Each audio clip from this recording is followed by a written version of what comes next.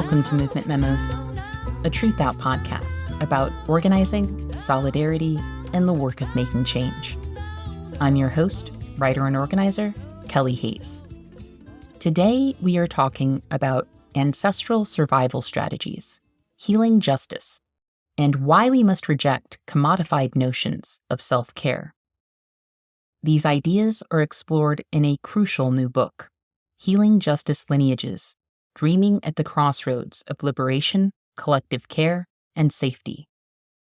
In this beautiful anthology, editors Cara and Erica Woodland take readers on a journey through the history, legacies, and liberatory practices of healing justice, which is a political strategy of collective care and safety that intervenes on generational trauma from systemic violence and oppression.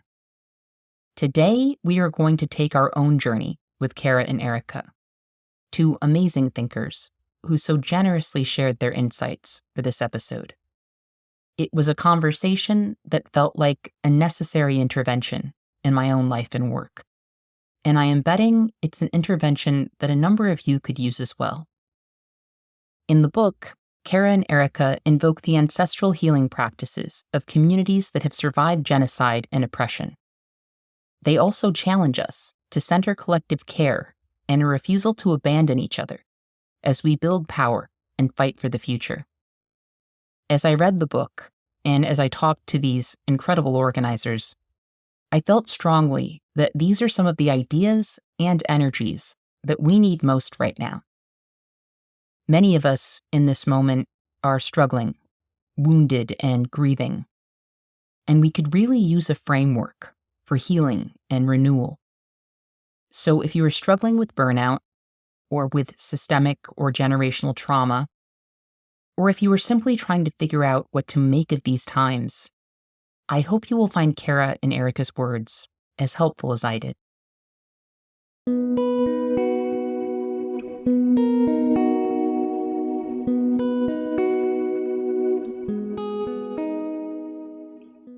Yes, hello, I am Cara Page, she, her, hers, calling in today from Lenape, Land, otherwise also known as relationship to Brooklyn, New York. I am a Black queer feminist organizer and cultural worker, a co-founding member of the Kindred Southern Healing Justice Collective, which is an architect of healing justice. I'm also the founder of Changing Frequencies, which is an abolitionist organizing project that designs cultural memory work and installations to disrupt and tell stories about the harm, violence, and abuse of the medical industrial complex. And also have the honor of being co-founding director of Healing Histories Project, which is working on political education tools like a timeline on the history of the medical industrial complex and the resistance that has happened in the U.S. to dismantle, challenge, and transform the medical industrial complex. And of course, co-author of this amazing book.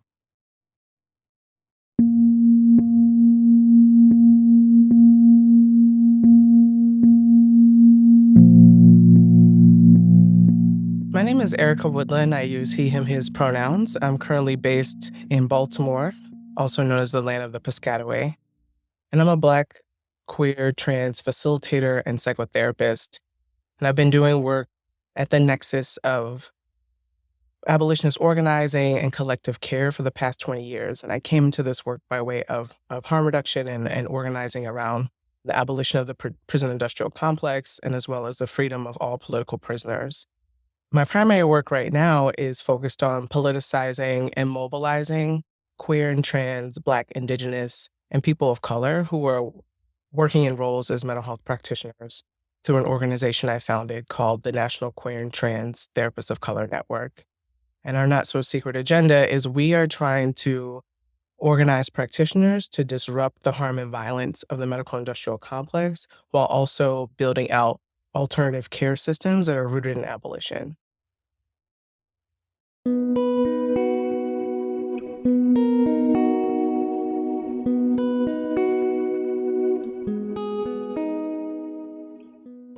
Healing Justice Lineages is an incredibly timely book. so many ideas about our right to be cared for and to survive have been warped by individualism. In the book's introduction, Erica and Cara write, "We challenge the popularization of self-care and healing and the consequences of mainstreaming our spiritual and political work for liberation." I believe that challenge is one that every organizer and activist needs to hear. This book has many folds to it. It really is an invitation to understanding the role of collective care, collective safety, and what we are calling healing justice, which is a political, cultural framework seeking to intervene on generational trauma and to build collective power towards our resistance and towards our collective survival. And healing justice as a framework is a community-led response to hold collective grief, collective care that will sustain our communities. And why we make such a distinction between self-care is because that is very much monopolized by the commodification or capitalism that says you have to be individual to experience care and wellness, if you will. And there is an industry of wellness products and self-care products that is, at times important, right, for individual people to pursue individual care. But our quest, our charge, is to actually understand what is the interdependence and collective reliance on each other to imagine care that's deeply embedded in being in relationship to community, right?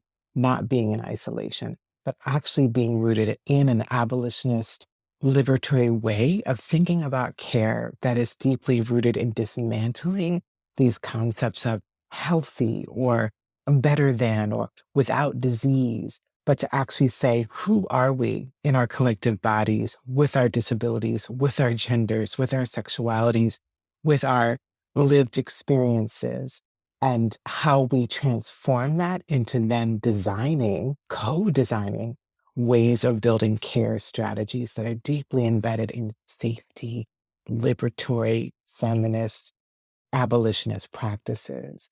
And so for us, this book is critical in this moment to say, we're not going to talk about the commodification of care. We're actually going to talk about this moment of shifting cosmologies, right? In a global pandemic, at a heightened moment of fascist backlash, of anti-Black racism, of xenophobia, what do we need to build that is rooted in a framing of power, that is rooted in dismantling oppression, that asks for the role of healers, the critical role of healers and health practitioners to not be complicit with state by understanding insider, outsider strategies that really center collective care as part of our political liberatory strategies, right? And ask the question, how do we reimagine care that isn't deeply embedded in slavery, capitalism, and colonization of our people?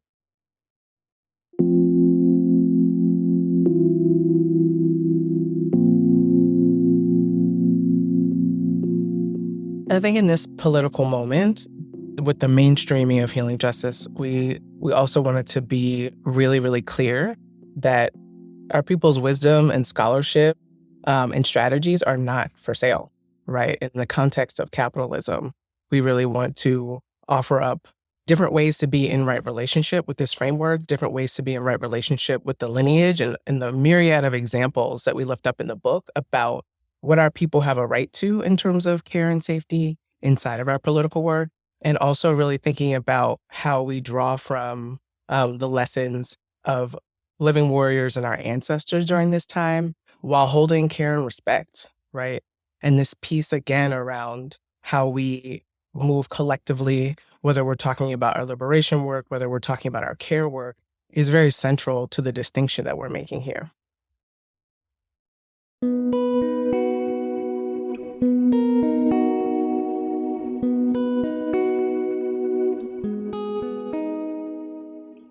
As some of you know, I had another surgery last month.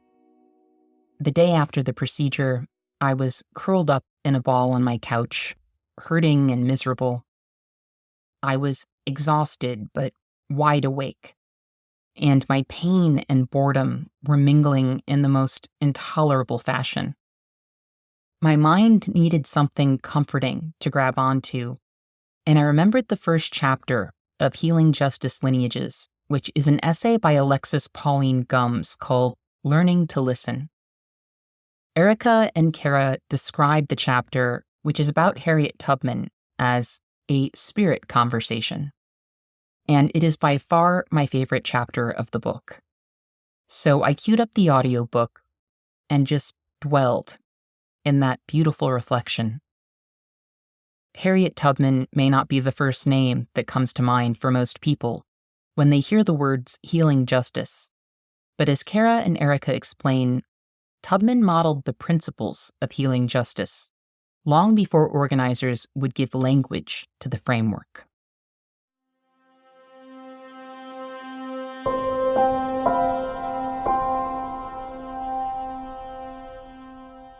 This chapter, Learning to Listen, is by far also one of my favorites because it really, I think, anchors a lot of the political and spiritual intention of this project, which is A, how are we in deep, reverent relationship to our revolutionary ancestors, right? When we think about the work of Harriet Tubman, also known as Mama Moses, and the work that she continues to do around abolition and liberation work from the land of the ancestors, we knew that we needed to really set the stage by lifting up her work around healing justice and what she's contributed and continues to contribute to the lineage. I think it's no coincidence that we're living in a time where there's so much more continued focus and study of her life and her work, and that so many folks are really feeling drawn to learning from the ways that she organized, the ways that she led liberation, and the ways that she provided care for herself and her people.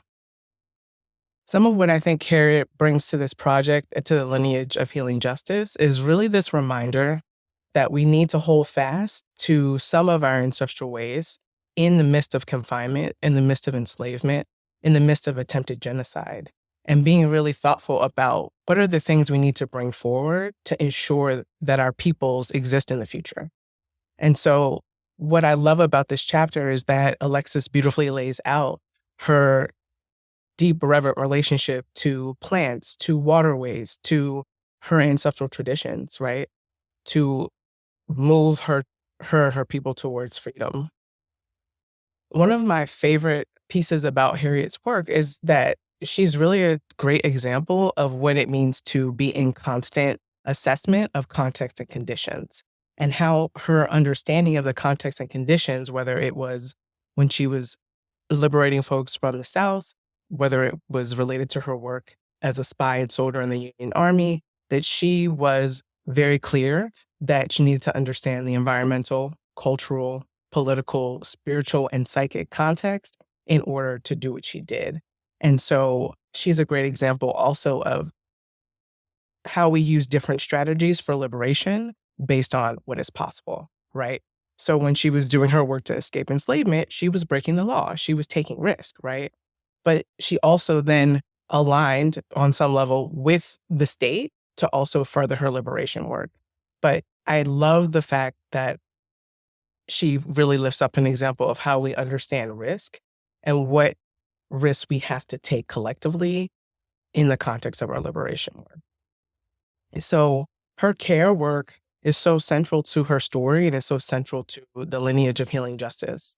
And so when we think about the work that she did after the Civil War, when she moved to upstate New York to create sanctuary for elderly folks, sick and disabled folks to live in dignity and respect, she really, again, kind of married these ideas of care, safety, and liberation, right?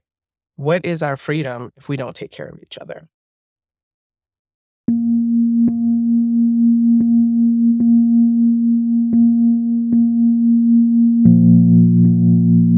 In Healing Justice Lineages, Cara, Erica, and others address the HIV/AIDS crisis and some of the care and struggle that activists waged in the 80s and 90s in the US in order to keep people in heavily impacted communities alive.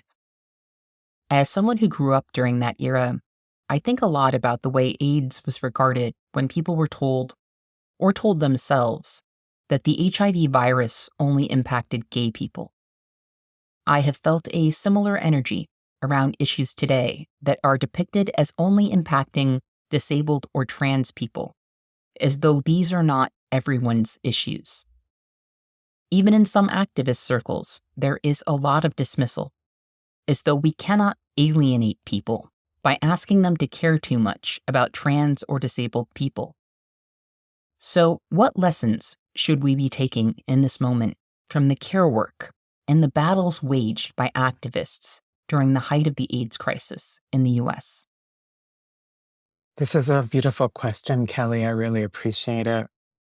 Having, survived that time period as well, or pulling forth from the traditions of that period, just to name, there was a lot of divide and conquer, right, during HIV/AIDS.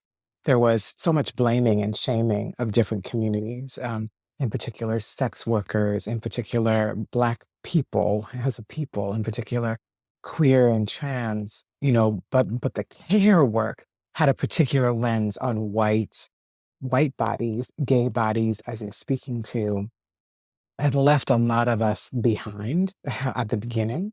So to ask the question, what we learned from that time is how do we not fall back into this divide and conquer way of thinking about disease or disease, right? And pandemics, right? Because here we are in this heightened moment of a global pandemic, really needing to understand, I feel, in a very different way. I think we reflect in the book, this is a moment of immense change and opportunity to do this entirely differently, right?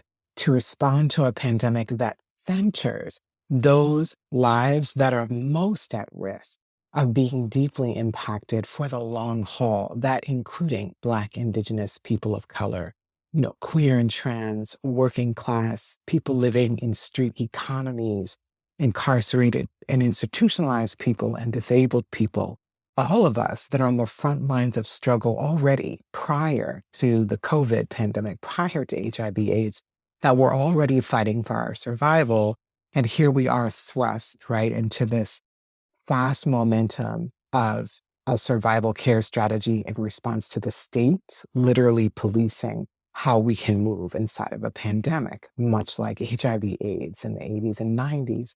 So what I think we learned from that period was, how do we bring it back? How do we center our survival and our care and do not rely on the state, right, to take care of us? That's never been an option for many of us, and we do not intend to live our lives, right? Led, controlled, contained, policed by the state. So giving a shout out to Shira Hassan's new book and her chapter in our book, but her framing, instead of saving our own lives, in her book is the liberatory harm reduction, right? Taking out the sort of mainstream devoid of cultural, political analysis harm reduction by the state, and offering a liberatory harm reduction frame that says, how do we take care of each other and center care and safety as integral to our political, spiritual imperative, right? How do we understand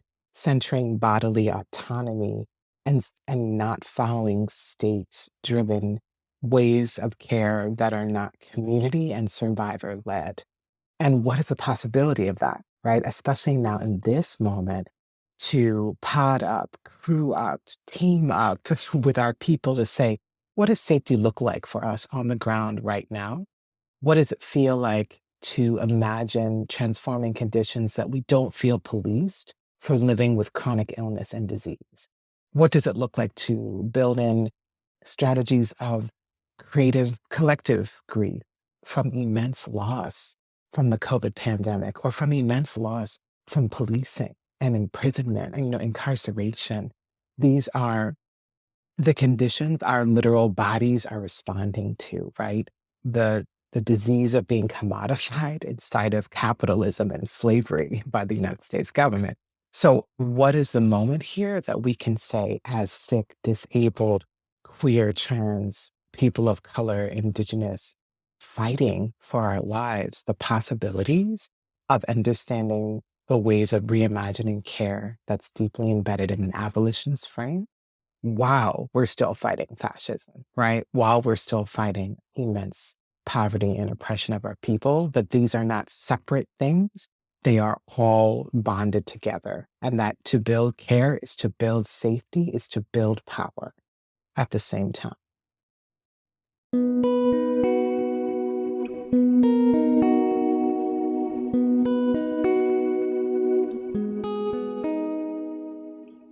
Another chapter of this book that I really appreciated was Erica's interview with Eddie Conway, who recently passed away. Conway talked about the need for care in our movements and how a lack of care impacted members of the Black Panther Party, many of whom burnt out. Conway said, "We were engaged to the point we kind of sacrificed our own care, and we didn't make time for our own care because we were so busy." His account of people resorting to escapism in the absence of healing really resonated with my own experience. What lessons should we take from the insights and experiences that Conway shared? Thank you so much, Kelly, for this question. Sending love and respect to Eddie Conway, who transitioned actually on February 13th, just after the release of this book.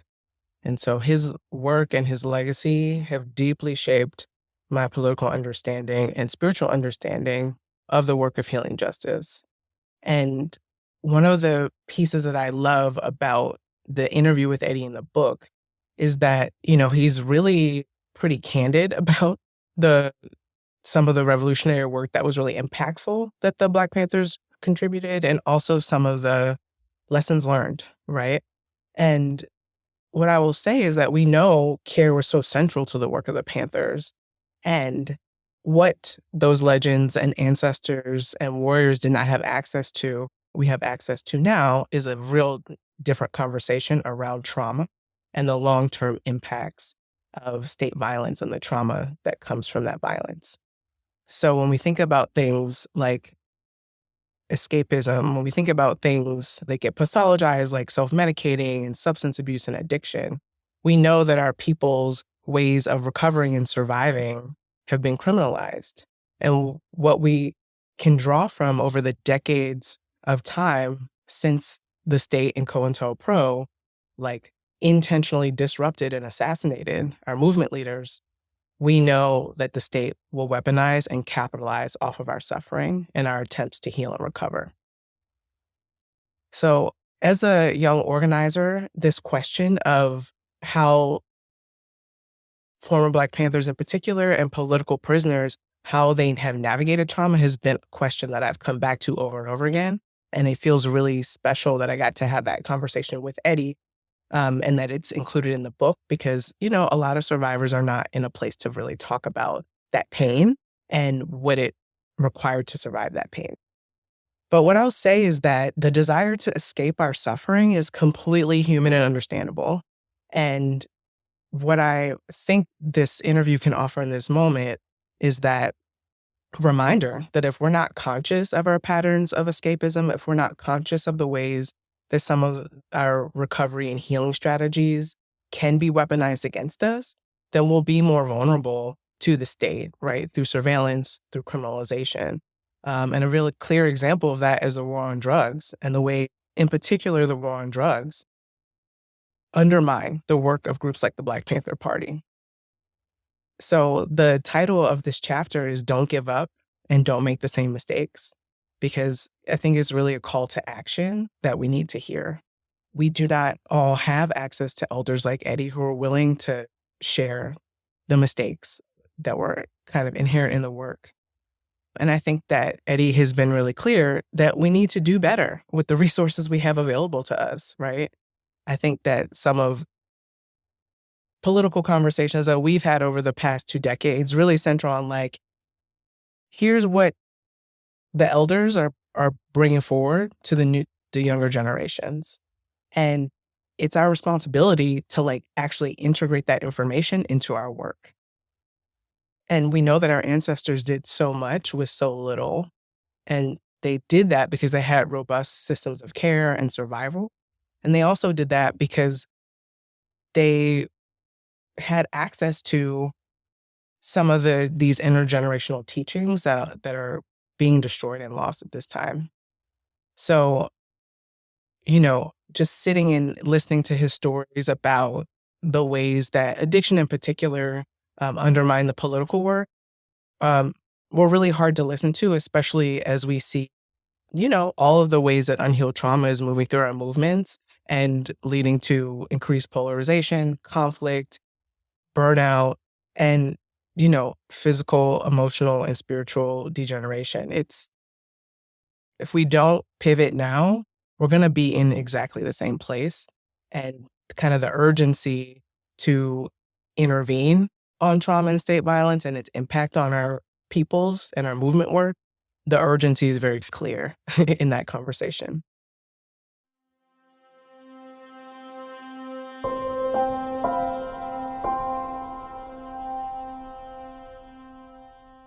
The idea of collaborative ecosystems of care comes up repeatedly in the book. Can you talk about what that means and what it can look like? Yes, thank you for this question.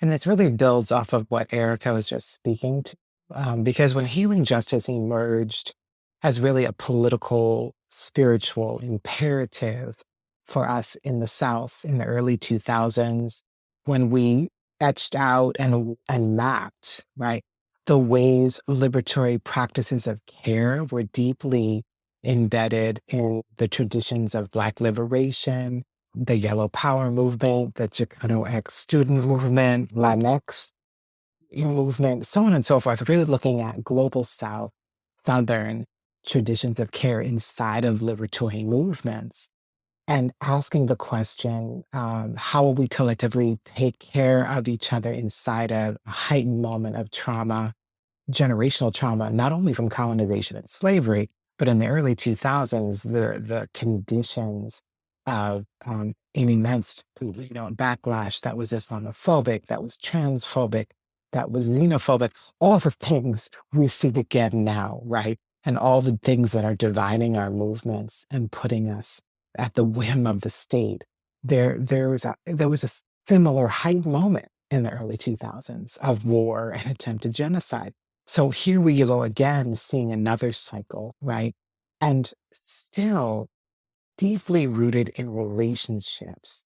We are seeing, based over time, communities that have been in relationship to each other, building what we're calling ecosystems or sites of practice, sites of transformation, where at the crossroads of understanding my liberation is connected to your liberation, my safety, my care is connected to your care and safety. Here we are in community, in movement building. How do we actually pull in collective care as integral to a safety strategy, as integral to a care strategy? And how do we name an ecosystem that moves in formation that says, how will we actually build traditions, right? That actually move over this false notion of divide between allopathic Western-based practitioners and energy, earth, body-based practitioners, right? How will we ask the question, how can practitioners of healer health care strategies actually build an ecosystem of care that's deeply rooted in abolition, deeply rooted in building power that will dismantle and confront the oppression of structural racism, ableism, transphobia in our healthcare systems, right? And so that ecosystem to us is very much about what collective relationships that evolve into building action and care strategies. And one example is the Shutdown Urban campaign in Southern Georgia, all these Southern organizations building an anti-detention center, anti-prison abolitionist movement, particular to the South because of the heightened mass incarceration going on of Black and Brown people in the southern part of this country, of course, nationally, but also a very Southern corporatization of prison expansion. This campaign was brought to the forefront when a Black nurse, Dawn Wooten, stepped out and said, I'm going to blow the whistle on the Irwin County Detention Center that has been medically harming, abusing my patients, including all these survivors of sterilization abuse, forced sterilization abuse, which we know is going on in detention centers and prisons all over the world. But she had the guts to step up, name it, and say it as a Black woman nurse living in the South, living in her community, saying, I will not be complicit with this. And then from those relationships connected to her led to organizations coming together that have been working together for years, right? Including the Kindred 7 Healing Justice Collective, Project South. And then we brought on new organizations based on relationships, National Career Trans Therapists Color Network, the Latinx Therapy Action Network, to say, what is a strategy that will interrupt this abusive behavior by the state, by this detention center? And how will we hold the survivors? How will we take care of the survivors and support them in their grief, in their loss, in their experience of this harm and abuse? So just sort of understanding that ecosystem as a concentric circle of care that is rooted in relationships that are politically thriving to change conditions.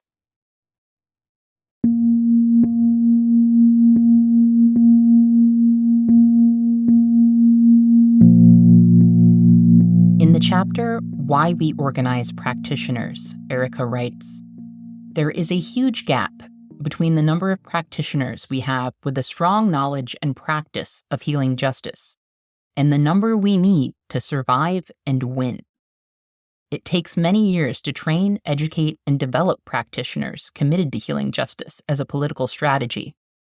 And at this point, we don't yet have the structures or support for this type of knowledge transfer.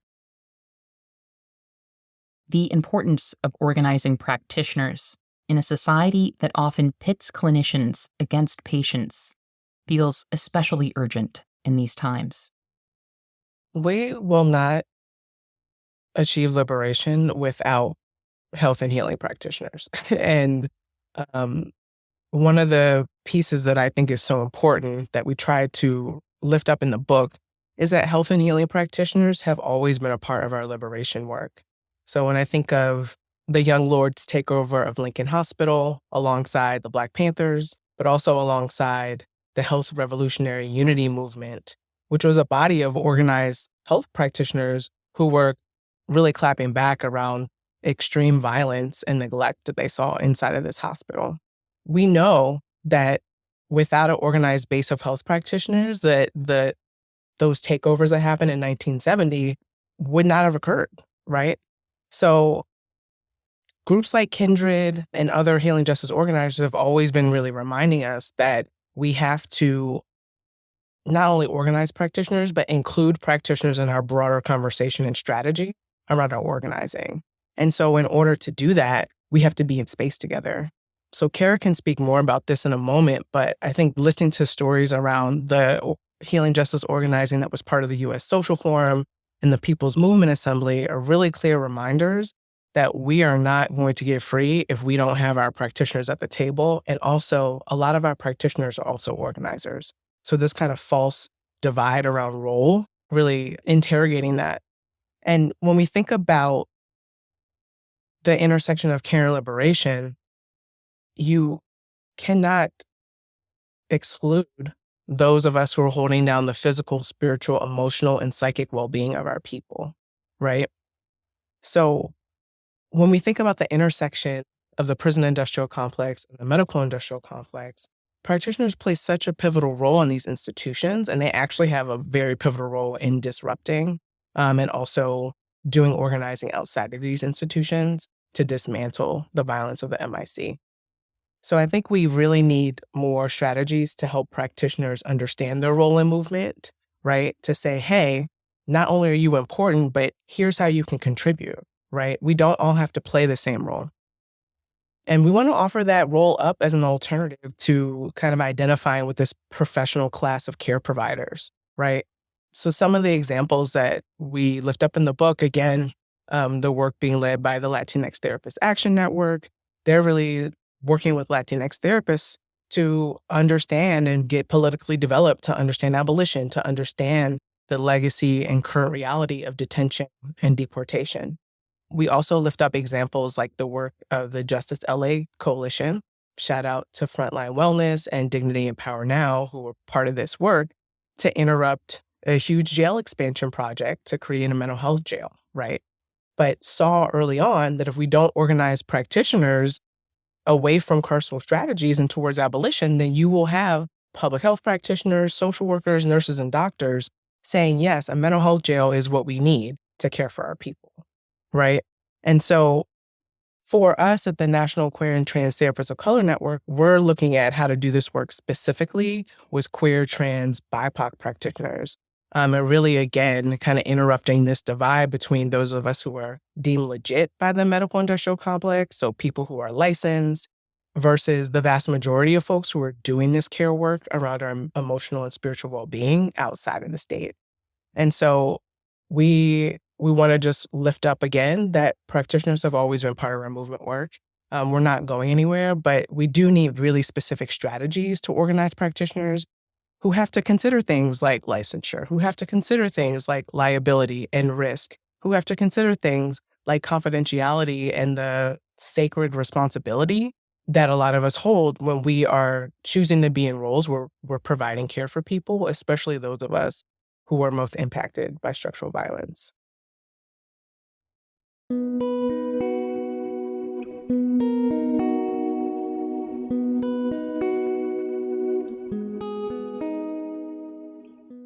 I love how Erica lays it out always. And I just want to add, I'm in particular very aware right now the risk of practitioners challenging what we're calling critical race theory, right, inside of academia or medical institutions, to see health practitioners really be targeted and violently attacked, and on social media being followed by neo-fascists. The risk looks very different now, right, than it did 10 or so years ago when we had our People's Movement Assembly on Health, Healing, Justice, and Liberation at the U.S. Social Forum in Atlanta, Georgia. A convergence of social justice organizations and movements across the U.S. When we had that meeting in 2010 in Atlanta, Georgia, the first piece was to demythologize, as Erica beautifully said, this, false divide, right, between health practitioners, social workers, nurses, doctors, healers, birth workers, just understanding the stigma around different traditions of care that are not perceived as real, as having integrity and validity, because they are not inside of Western-based allopathic medicine. So we really were looking at a front line of the decriminalization of practices and traditional healers. Now, fast forward, we are really looking at a heightened moment of counter, fascist backlash to any Black and Brown traditions, healers, and practitioners that are trying to do this differently. And so the safety and the risk assessment that is part of a healing justice strategy is really key. And another level that in my lifetime, I've never witnessed, the kind of targeting and attacks that we are now seeing based on a fascist government that we're living in and time.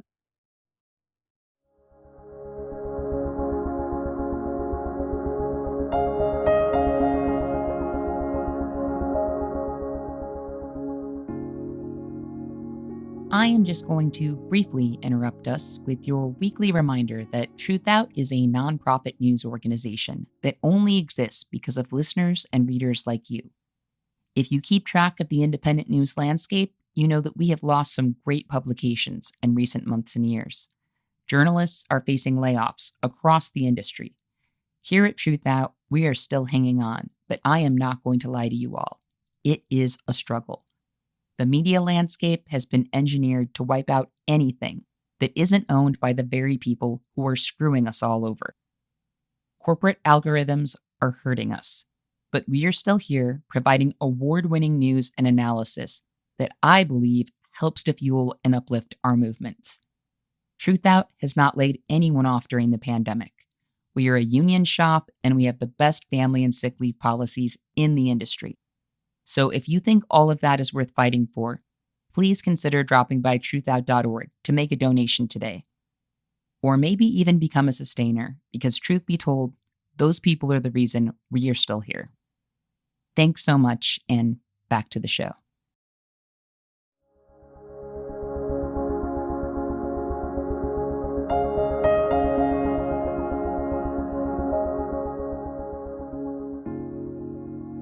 In the chapter Return to Spirit, Erica wrote, "Criminalization, co-optation, and commodification work together to convince BIPOC that our traditions are evil, while white people steal our practices and then sell them back to us." Can you talk about how the culture of co-optation we are living in is robbing us of meaning and damaging the intergenerational relations we need in order to win our liberation? Yes. What a good question, Kelly. This question of co-optation and what it means in this moment when there are so many BIPOC folks who are in a process of remembering and reclaiming ancestral traditions, we have to always be very, very cognizant that we're living in a time where we actually don't know how to be in right relationship with anything. We're not in right relationship with where things come from.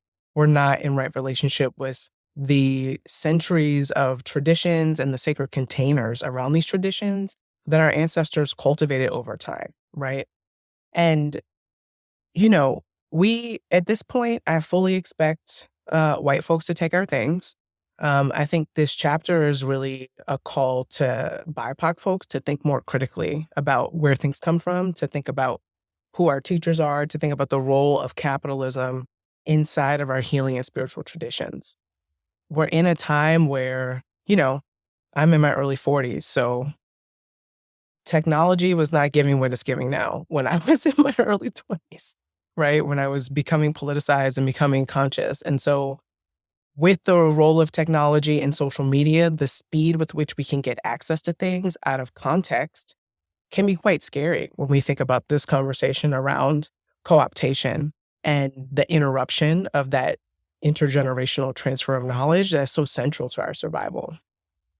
So as BIPOC folks who are trying to reclaim ancestral traditions from our lineage, or as BIPOC folks who are attempting to be in relationship with traditions that are not from our lineage, how are we moving with respect to this culture of co-optation, right? Not from a place of performance, right? Not from a place of self-negation, but really from a place of asking, what do our ancestors want us to bring forward in this time? And what is right for us individually and collectively to bring forward, given our relationship to lineage? We're living in a moment where we're seeing the erasure of ancestors, we're seeing the erasure of elders, we're seeing the erasure of folks who have been in this work, who've been on this podcast, right? And we really cannot participate in that. So we're asking folks to think about how we've been complicit, right? And to also understand that this disconnect from our elders and our ancestral wisdom is by design. The state has been very intentional to cut us off from our language, from our history, from our culture, from our spiritual resources.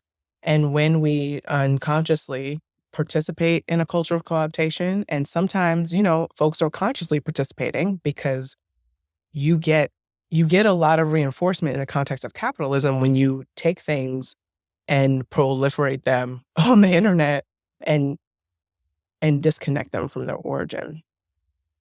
So this piece around the damage that it does to our intergenerational relations is really, really central. And I've thought a lot about what that healing looks like, because yes, we're in a culture of co-optation that's connected to racial capitalism and these legacies of genocide and enslavement that are part of our experience here in the US.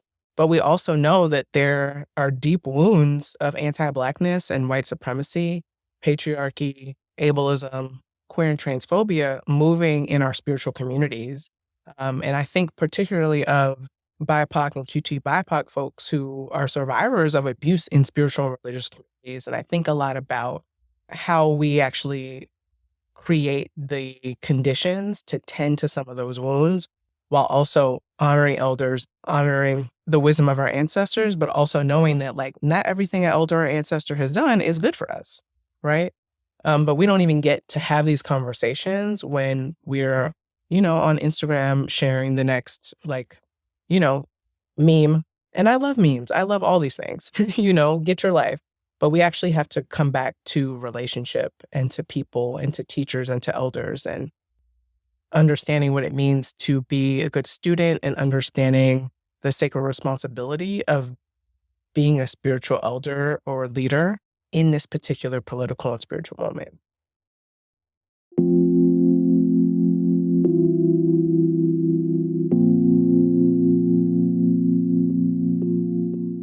The idea of not leaving anyone behind is a key theme in a number of books I love. As I have said previously on the show, I believe that a refusal to abandon one another is becoming increasingly revolutionary in these times, as most people embrace a return to normalcy that's nothing but an accelerated capitalist death march. Can you speak to the importance of refusing to abandon each other in these times, and how a healing justice framework can help us define norms of disposability? Yes, beautiful question. I feel like I've said it many times, but I'll say it again, that healing justice, when it emerged again as a political, cultural framework in the early 2000s as a necessity for how Black, Indigenous people of color organizers in the South, in particular, transformative abolitionist healers and health practitioners, asked of ourselves, how do we imagine expanding the role of care as integral to political liberation? And how do we then ask of ourselves how to center our relationships to our collective bodies, our collective spirits, our collective understandings of traditions and belief of care that are liberatory? And for us, that really meant us being the Kindred Southern Healing Justice Collective, again, a network of healers, health practitioners, organizers, and cultural workers sitting, much to what Erica said, sitting in relationship to each other, asking what are our traditions of care that we want to bring forward? What are the ones that we want to leave behind because they're not working anymore for us? And how do we not leave our people behind? And we understood there were certain political frameworks and movements that were evolving at that time that we needed to lean on and learn from. And that included the emerging disability justice movement, the reproductive justice movement, that were really wrestling with this understanding of disability as a liberatory frame, understanding bodily autonomy and going way beyond a anti-abortion frame, but more, how will we build families? How will we build communities that are valuing, more than valuing, elevating the lived experiences of the different ways we live in our bodies with our different ways of being, right? And then we were also exploring the liberatory harm reduction that we'd learned from the 80s and 90s, and understanding how does healing justice relate to environmental justice, to the fight for land and seeds. So we're not leaving behind traditions of farming and cultural traditions, literally of our ancestors that were very much based on feeding our people and healing our people. So, but this is a big question, right? Because healing and health are so intertwined with colonization and these ideas of who is healthy and who is disease, right? Who is expendable and who is not. Deeply embedded in this eugenic framing of literally our Black genetic materials, our disabled genetic materials, our Indigenous genetic materials are not valued if they are not producing labor to build in wealth for the elite, right? The elite wealthy capitalist structure. So if you have to roll back and really look at the ways healthcare in this country has been intersectional with slavery and genocide, then we had to start from scratch. But not really, right? We had to say, well, who were we pre-colonization? How did we take care of each other when it wasn't relying on a white, male, able-bodied, wealthy Christian idea or ideal of care? Wow. So Healing Justice asks of us to really expand, to really get imaginative, and to ask the question, what is our cultural, spiritual, and political imperative to our people, to make sure that we are defining how we will build collective care in relationship to each other. And that's why this book is really mapping this constellation of all the different ways this looks on the ground, based on conditions, based on being rooted in place, based on being connected to ancestral possibilities, and again, mistakes, right? Our ancestors were not perfect in any sense of the word. So what do we draw from, and what, again, do we leave behind? And so we elevate different projects like the Intersex Justice Project, holding institutions accountable for unnecessary intersex surgeries, right, that are violating and non-consensual surgeries of young people. Or the RISE Center, building power with young people and understanding how to heal and transform conditions and trauma in California. We could keep going, but the book is so much about understanding how we haven't left our people behind, but we really have to be in right relationship to what we have done not so well, and what we can build that needs to look different from anything we may have seen before, because we have been purposefully separated from our traditions of liberatory care as part of the colonialist project.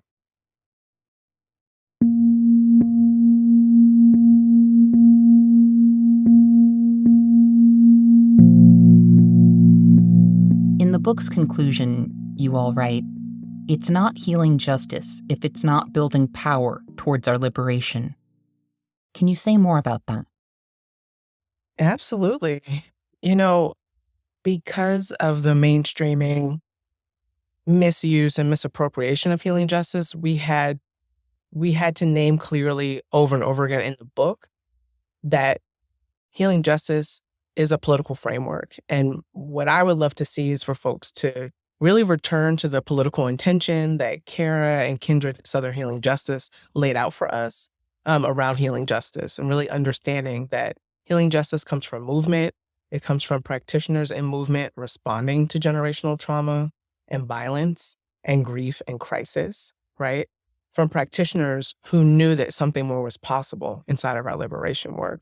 From practitioners who did not want to see their comrades die, right?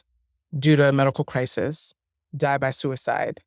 And when we think about healing justice, it's a very specific strategy to address specific things. So what we're asking folks is, if you're going to use this framework, be committed to understanding the movements and political frameworks that it's built upon.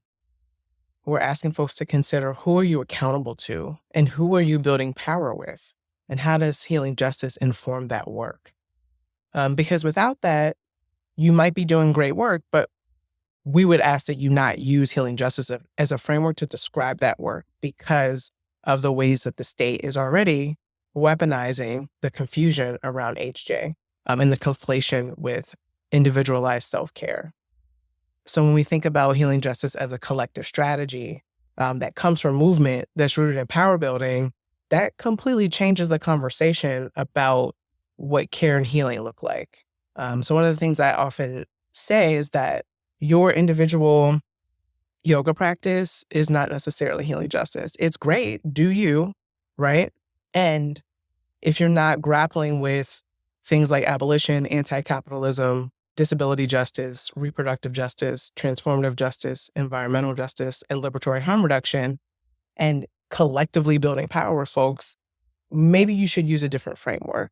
Or, maybe you should align with folks who are on the ground in your community who are already mapping out healing justice strategies to take care of folks.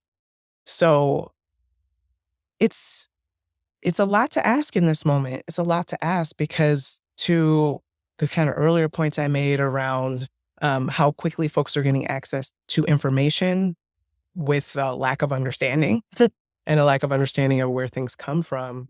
This is something that we're going to have to say over and over again. And one of the things I love about this project is we just lift up so many examples, and we're going to continue to do so over the next year. Beautiful. Just to really just echo, this is an invitation of what the shapes or formations of collective care need to look like. And we know that not everyone will call it healing justice. That's not the question. Erica broke down the frame and what we believe healing justice means distinctly, different from individual strategies. That being said, in the 21st century, right, we are looking at such a moment of immense fear, grief, and attack on our people and our communities. So if this work is not rooted in place, if it's not rooted in response to the conditions of our communities and is not survivor community led, what's the point, right? We have to be at the center of generating and imagining our own liberatory practice of care, where it will again impede us, be imposed on us, and continue to erase us. So whatever needs to happen to feel connected and accountable to the work, do it. We all need to do it so we can really build care strategies that are in right relationship to the communities we're actually trying to build survival with. And it is at the risk of saying this in my 50s, I'm starting to feel like we are out of time in many ways, like to see some of the conditions repeat themselves or actually get worse from the generation of our parents' time, right? And to see new cycles of violence and abuse manifest. I mean, whatever, war will always exist, but the urgency, it feels more heightened than I've ever experienced. So we don't have time not to be in right relationship to our land, to our bodies, to our spiritual, cultural imperatives. So it's an invitation, and we really hope people will invite themselves to doing this differently.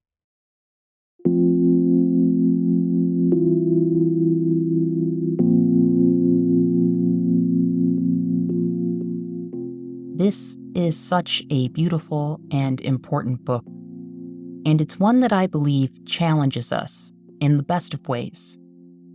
As Cara and Erica write in the book's conclusion, what we are asking for from all of us is accountability and sacrifice to co-imagine this next blueprint together, to protect and care for BIPOC and undocumented communities, queer, trans, and non-binary folks, our people engaging in the street economy, sex workers, active and former drug users, our people who are unhoused, our sick and disabled people, people living with HIV/AIDS, incarcerated and formerly incarcerated people, organizers, activists, artists, cultural workers, birth workers, and our health, healing, and spiritual practitioners who refuse to collude with the prison and medical industrial complexes.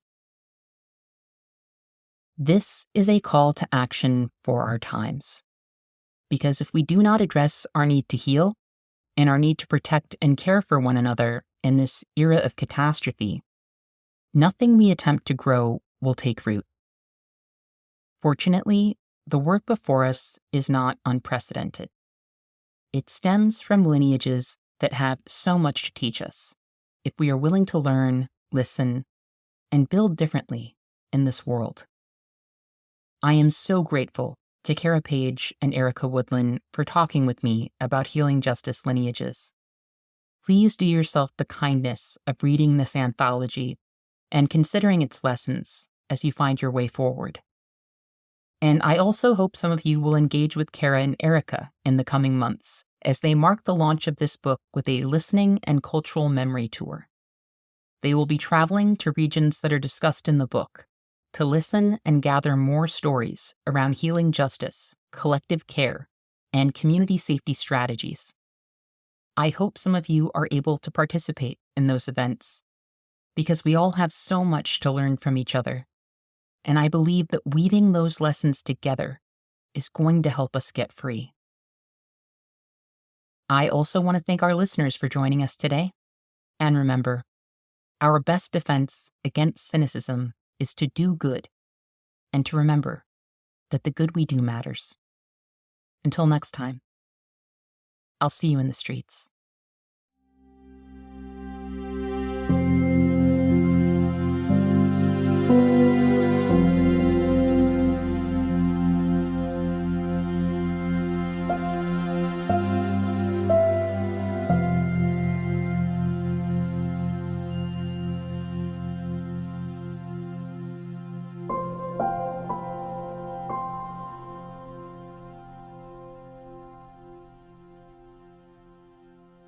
Thank you for listening to Movement Memos. This show wouldn't exist if it weren't for TRUTHOUT, and TRUTHOUT's independent news and commentary wouldn't exist without listeners and readers like you. We have no paywalls, no corporate sponsors, and no ads, except for fundraising appeals like this one. So if you can and would like to support our work, please consider dropping by TRUTHOUT.org to make a donation today.